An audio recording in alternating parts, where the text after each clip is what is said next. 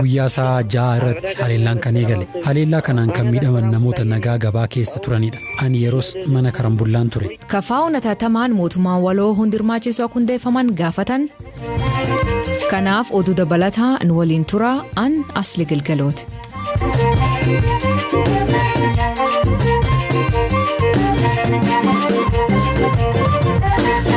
Dhageeffattootteen oduutiin jalqabaanii ergamni taajabbii filannoo gamtaa Afrikaa rakkoo nageenyaa weerar COVID-19 fi hanqinni meeshaa filannoo haa turu malee filannoon biyyaalessaa tasgabbaa fi naga qabeessa akka ture hima. Pireezidantiin duraanii Naayijeeriyaa fi durtaan ergam kanaa Olusegun Obasanjoon taajabdoota naannolee 5 fi bulchiinsa magaalota 2 bobbaasuun adeemsi filannoo taajabuu isaa ibsa. Gambiraatiin gamtaa dhaabbilee waldaalee siviilii Itoophiyaa filannoo biyyaalessa Itoophiyaa irratti taateewwan yaaddessootaan mirkaneeffachuu beeksisa. Waa'ilii keenya Abtaamuu Xibaabuu taateewwan kanaa fi waan biroo nuuf ibsa. Galatoomee Aslii gamtaan kun waldaaleen biyya keessaa 176 ta'an walitti dhufuudhaan kan hundeessanidha. Filannoo biyyaalessaa marsaa 6ffaa Itoophiyaa guyyaa dheengaddaa adeemsifames naannolee 7 fi bulchiinsa magaalotaa 2 keessatti taajabuu isaaniiti kan isaan himanii adeemsa buufataalee filannoo itti banaman adeemsa sagalee kennuu akkasumas immoo adeemsa lakkaawwii bu'aa yookaan immoo sagalee filannoo taajabuu isaanii ibsa. Gamtaan kun guyyaa har'aa gabaasa isaa jalqabaa akka ta'e himuudhaan baasee irratti himameeti kan jiru.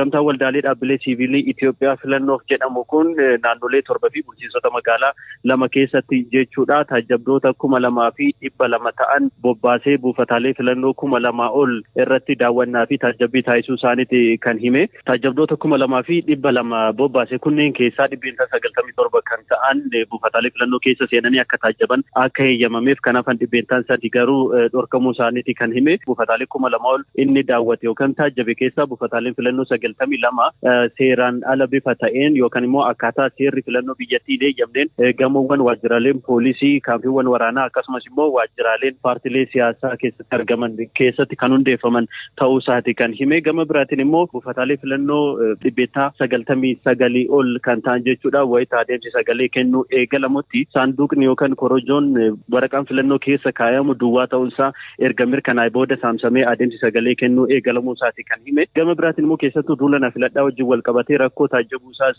gamtaan kun himee jira. Buufataalee filannoo 256tti daangaa meetira 200 keessatti duulina filadhaa taasifamaa akka ture himeeti kan jiru. Habtaamu gamtichi ibsa baaseen irraa wantoota yaaddessoo ta'an taajabuu himanii mee wantooti isaan himan kun maal fa'a? Eeyyeen gamtaan kun keessattuu wayita buufataalee filannoo irra deemuudhaan taajabetti dhimmoota yaaddessoo yookaan immoo taateewwan yaaddessoo ta'an taajabuu isaa himeeti kan jiru.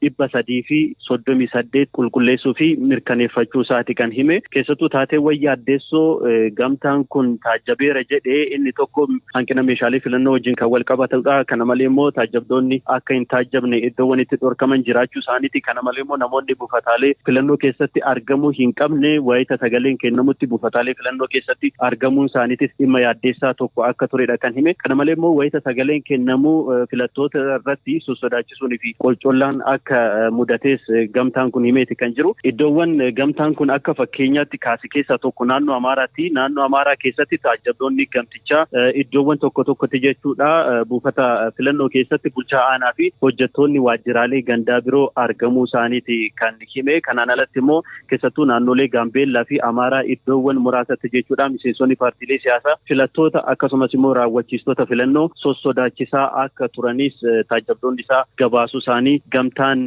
gabaasa jalqabaa har'a baaseen himeera. Galatoom Habtaamu. Atillee galatoom.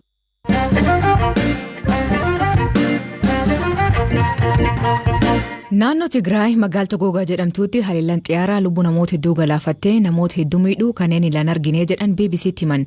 Haleellaa qilleensarra kanaanii namoonni hedduun miidhamu biiroon fayyaa naannichaa BBC'tti hima.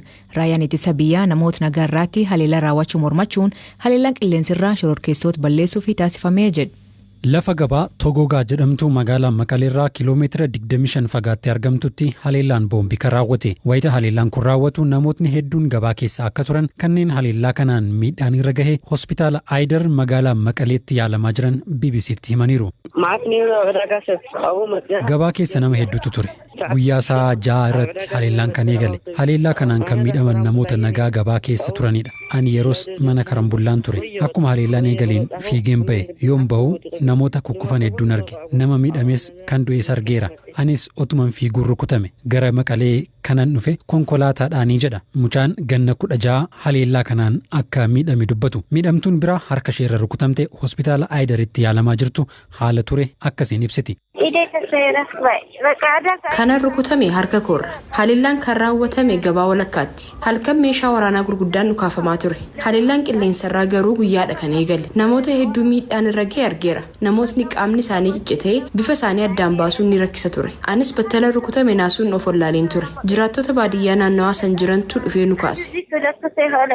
Haleellaa boombii qilleensarraan gabaa Togogaa irratti guyyaa kaleessaa raawwatame jedhame kanaan namoonni 7 miidhamanii hospitaala Aayidar jiraachuu ogeessi fayyaa hospitaalichaa maqaan isaa akka hin dhaamne gaafate tokko BBC'tti himeera. Lakkoofsi namoota haleellaa kanaan du'anii qixaan beekuun hin danda'amne. Jiraataan BBC'n dubbise tokko kan bakka gabaa kanaa akka ture himu lakkoofsi namoota du'anii haga 80 gahuu akka danda'u dubbata. Biiroon fayyaa naannoo Tigraay haleellaan kun raawwachuu mirkaneesse namoonni hedduunis haleellaa kanaan miidhamuu himeera. Qondaalli olaanaa biirichaa kan maqaan isaanii akka dhahamu hin feene tokko namoota miidhaman kaasuuf ambulaansii gara bakkichaatti erginus loltoonni Itoophiyaa ambulaansiin akka hin dabarre dhorkuu dubbatu. Naasnaagin 4 ጊዜ ፈቲና 4 ጊዜ ተመይሳይና yeroo afurii ol ambulaansii erguudhaaf yaallee dhorkamneerra.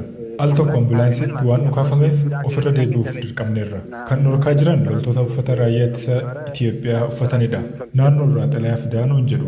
Qaamni xalayaa kennu immoo akkanumaan darbuu dandeessu nuun jedha. Qaamolee adda addaa irraa ragaa arganneen namoonni 44 miidhamaniiru. Namoonni 60 hanga 70 ta'an akka du'an ogeeyyiin fayyaa nutti himaniiru. Haleellaa qilleensarraa kana raawwachuun kan himatame raayyaan ittisa biyya Itoophiyaa tibbana haleellaa qilleensarraa raawwachuu amanee gabaarratti haleellaa raawwachuu akkate. Dubbii himaa raayyaa ittisa biyyaa Koloneel Geetnet Adaana. የአየር ድብደባ ገበያ ላይ እንዴት ሊሆን ይችላል ብለንና haleellaa qilleensarraa gabaarratti kun akkamiin ta'uu danda'a? Raayyaan ittisa biyyaa kanan godhu. Nuti raayyaa xiyyaafannoo isaa adda baasee rukutuu danda'u qabna. Gonkumaa kana gochuu hin danda'u. Humni qilleensaa keenya haleellaa qilleensarraa kan godhu bakka isaan dhokatanii jiranittidha. Juuntaan gabaa keessa miti kan jiru. Hordoffii hanga ammaa gooneen isaan kan jiran holqaa fi gammoojjii keessadha. Warra kana adamsanii qabuuf gabaa haleeluun gonkumaan barbaachisu. Warri rukutameen dhufe jedhanii fi ogeeyyiin fayyaa namoonni rukutaman jedhanii odeeffannoo kennanuu eenyu akka ta'an qulqullaa'uu qaba. Bakka haleellaan hin raawwannetti namoota miidhaman fuudhuu dhorkamne ka jedhus dogoggoraa jedhu Koloneel Geetnet. Oduun haleellaa qilleensarraa kun ka dhagahame lola jabaa guyyoota muraasa darban kaaba lixa Maqaleetti adeemaa ture jedhameen booda humnoonni TPLF lola kanaan waraana Itoophiyaarraan miidhaa gurguddaa geessisuu fi magaalota tokko tokkollee to'annoo jala oolfachuu himu. Raayyaan ittisa biyyaa garuu kuni gonkumaa sobaa jedheera.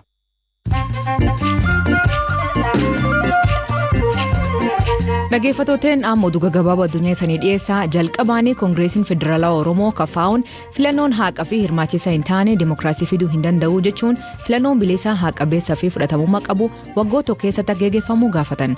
Haal siyaasa Itoophiyaa ilaalchisee ibsa baasen kafaa'uun hatattamaan mootummaan waloo hundi hirmaachisu akka hundeeffamuu fi marii waliigaltee biyyaalessaa hundi hirmaachisaa ta'e hatattamaan akka jalqabu gaafatan. Ameerikaan lameen isii tokko magaalaa Finfinnee keessatti du'uu mirkaneessuun garuu sabab maatiif jecha odeeffannoo bal'aa kennuu hin dandeenye. Dubbii himaan State Department US Ned Price lammiileen Ameerikaa filannoo Itoophiyaa tajaajiluuf ture magaalaa Finfinneetti du'uu mirkaneesse. Josh Marsh Finfinnee hoteela Radisson Blue keessatti du'anii argamuu poolisii magaalaa Finfinnee beeksisee ture. Ministeerri dhimma alaa Suudaan mani maree nageen mootummaa gamtoomanii UNCS'n waldhabdee dhimma hidha haaromsa baay'ee irratti uumameen keessa akka seenuuf gaafate. Suudaan dhiibbaa hidhichaa nageen namoota miliyoona lakkaa'aman irraa qaburraatti UN akka mari'atuuf gaafate. Kib Madaagaskaritti beelti cimtee namoonni waan nyaatan dhabanii dhoqqee nyaachuu eegalan. Sagantaa nyaata addunyaa WFP naannichaatti rakkoon beelaaf ongeen kurnan 4 oliif jiraachuu himan. Namoonni 800 beelaaf saaxilamuu himan. Weerar COVID-19 kan Uganda miidhaa jiru hordofee mani maree biyyattii 7 cufamuu himan. Torbe dabree miseensonni paarlaamaa Uganda dhibba ta'anii dhukkubichaan qabaman. Baha Afrikaatti dhukkubichi huncumee babal'achaa jira.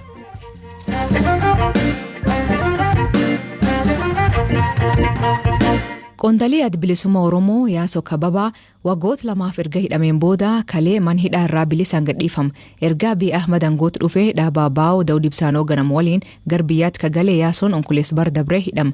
Waggoota lamaan keessatti manneen hidhaa 3 keessa turu kan himu qondaalii kunin haal keessa ture waayilkeen maatii olaanaatti. Dhugumaa ta'uudhaaf biyya kana keessatti adeemsi seeraa hin jira, abbaan seeraa hin jira, seerri hin jira, haqni mul'ata, manni murtii bakka akkatti argatanii jedhanii dubbachuudhaaf nama rakkisu. Amma haala amma jiru kana keessatti hoggaawtii lamaan kana yoo xinnaate dhaddacha yeroo 36 akkas dhaabbateen jira. Gaaf takka himatan ani himatame sana himanni sun sirriidhaa dogoggora kan jedhe hin jiru, ragaan natti ba'e hin jiru, akkanumatti si deddeebisuu si mankaraarsu fi yeroo tokko akka ati namooma keellee jibbitu aansi godhu hojjechuudha kan achirraa mul'atu. Asirratti waan ani odoon dubbatiin irra hin darbine tokko abbaan alangaa federaalaa biyya kanaa maqaa kee irratti barreesse qaama himata jedhu sana yookiin immoo waan himata jedhu sana irratti walalollee yoo barreesse jechuudha qabanii siitu. Himata dhiisi himanni waan biraatiyu maqaan kee irraa jiraatu karaa olaan karaa gadaan walaloo barreessu yookiin waan fedhe irratti haa katabu fakkiillee irratti haa kaasu ati qabamtee hidhamta. Kanatu haqa jedhama biyya kanatti. Kuni haqa miti. Haqni akkanaas hin jiru. Walumaa galatti ani hidhamaa siyaasatiin ture jaallan kiyyaa fi waallan kiyya kan afaana turan hidhamaa siyaasaa turanii. Of course hidhamaan siyaasaa murtii seeratii fi haqa karaa seeratiin argatu tokko illee hin qabu. Nuti sinima beekna kana. Garuu immoo yoo xinnaate pirooziijarii waan san fakkaatu waan dhugaatti siqu tokko dhugaallee yoo ta'u baate odoo qabaatanii xiqqoo nama mamsiisu ture. Akkaataan ittiin baatan maali atii fi warri galmee kee jalatti himataman? Laal hoggaa lama guutuu hidhamne ani amma hiikoo seera biyya kanaallee yeroon tokko bakki itti naan galle baay'eetu jira jechuun nan danda'a. Anaaf qofa miti lammii biyya kana keessa jiru hundumaafiyyuu waan galees natti fakkaatu. Sababni isaa waggaa lama guutuun hidhame waggaa lama guutuu eegan hidhamee ka'e booddee bilisaa jedhee na gadhiise manni murtii. Yaazoon waggaa lama hidhamee ba'e jechuutu irra malee bilisa jechuun irra hin jiraatu yaadaan. Ani hidhame kanaa ol waan hin ta'u hin jiru. Bilisaa miti ani kan hin ba'e jechuudha hidhamee hin ba'e malee. Bilisa kan hin ba'u qabu yoomi yeroo itti qorataan waan sana irratti qoratee waan suni soba ta'u. Of course gaafatan bilisa ba'ee ture. Waan si dhibu amajjii 2020 bilisa ba'ee akkanumatti poolisiin federaalaatii fi tikni humnaan qabeena hidhi. Waggaa tokko walakkaa isaan tun hidheena teessise akkanumatti. Kanaaf waggaa lama erga hidhamee booddee bilisaa jedhan kalee bilisummaan sunees. Weel egaan bilisa ta'e immoo jechuudha. Akka seera biyya kanaatitti namni